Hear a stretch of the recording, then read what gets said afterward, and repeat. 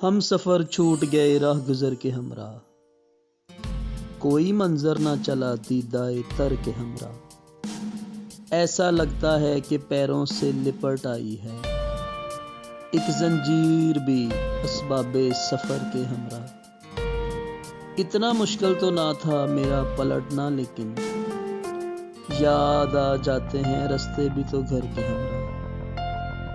کس سے تصدیق کروں شہر کی بربادی کی، اب تو قاصد بھی نہیں ہوتے خبر کے ہمراہ۔ ہم نے جنگل میں بھی پیچھے نہیں مڑ کر دیکھا، کیا جب عزم باندھا رکھتے سفر کے ہمراہ۔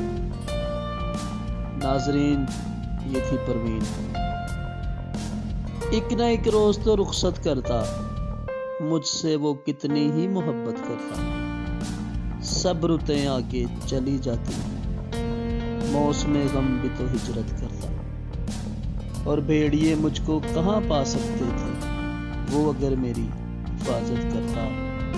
میرے لہجے میں غرور آیا تھا تو اس کو حق تھا کہ شکایت کرتا۔ ناظرین، میرا چینل ابھی نیا ہے، اگر آپ کو میری کاوش پسند آئی ہو تو کائنڈلی مجھے سبسکرائب کریں اور بیل آئیکن ضرور دبائیں۔ جزاک اللہ۔